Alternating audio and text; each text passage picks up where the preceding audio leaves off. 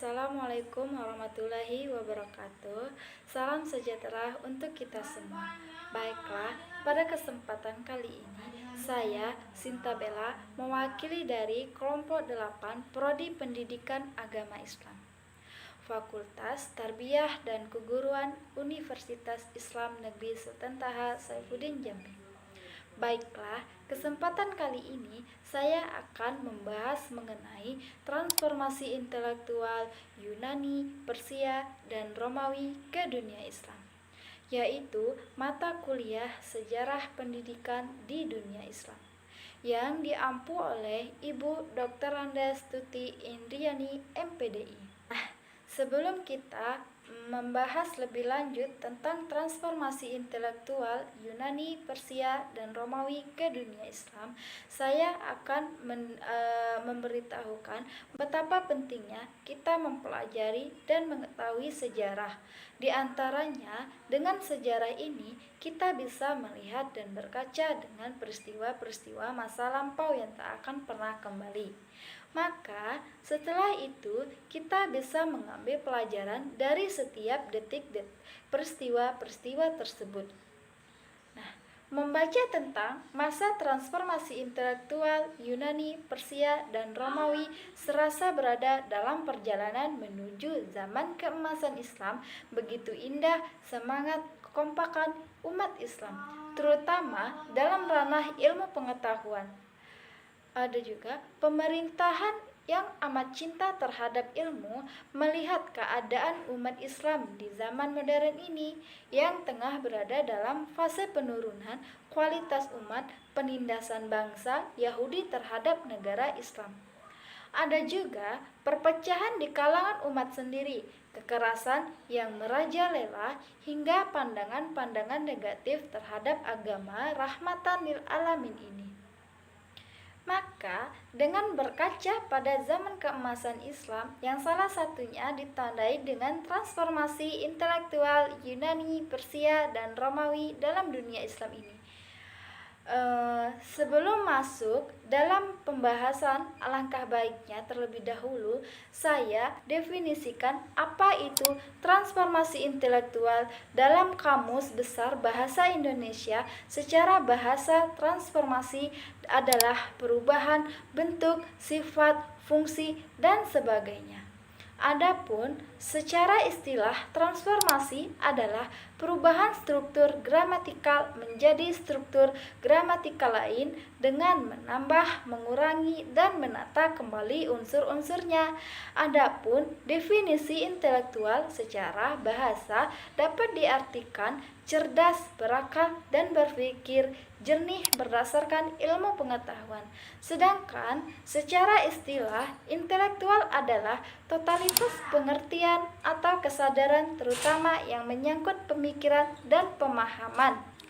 Jadi, transformasi intelektual Yunani, Persia, Romawi dalam dunia Islam dapat kita definisikan sebagai proses perubahan struktur gramatikal pemikiran kesadaran yang berdasarkan ilmu pengetahuan, serta tradisi keilmuan Yunani, Persia, dan Romawi untuk kemudian masuk dan diadopsi dalam bentuk yang baru di dunia Islam.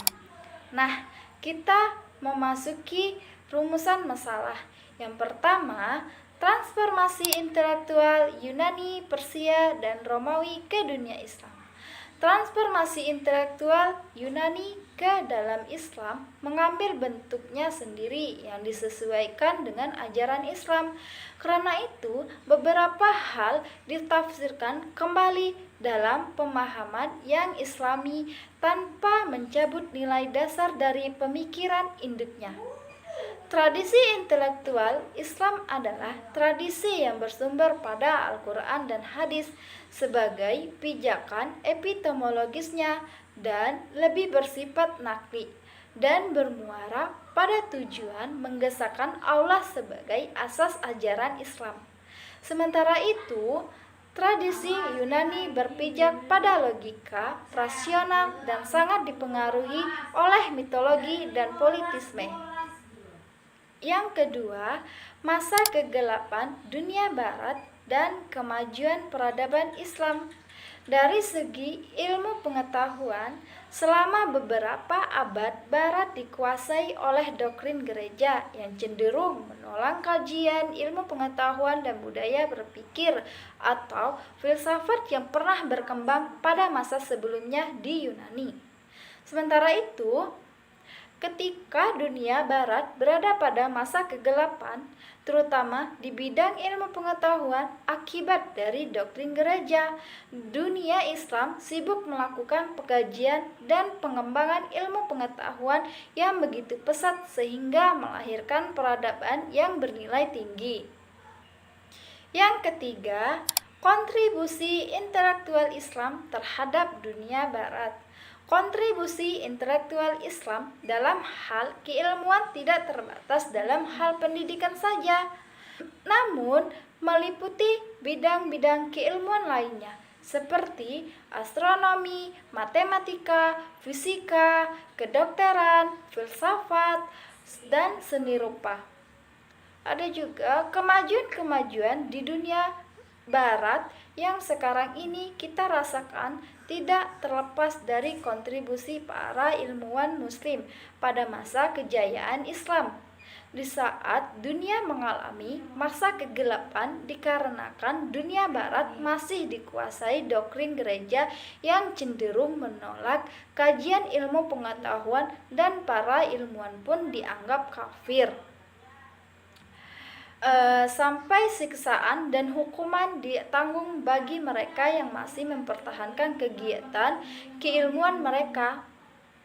Namun, ironisnya, umat Islam terlena dengan semua keberhasilannya dengan mengalami krisis moral sehingga umat Islam mengalami kemunduran dan pada akhirnya dunia Barat pun mengalami kemajuan yang sangat pesat. Namun, perlu kita ingat, kemajuan-kemajuan dunia Barat itu awalnya atas kontribusi umat Islam. Untuk itu, seharusnya kita sebagai umat Islam di masa sekarang tidak hanya terbuai oleh sebuah sejarah indah yang pernah dimiliki umat Islam di masa lalu. Kita harus menjadikan sebuah sejarah kemajuan kita di masa dulu sebagai motivasi kita untuk mengkaji ulang dan mengukir sebuah kejayaan kembali seperti yang telah dilakukan para ilmuwan Muslim pada abad terdahulu. Baiklah, itulah pembahasan dari kelompok kami. Saya akhiri. Wassalamualaikum warahmatullahi wabarakatuh.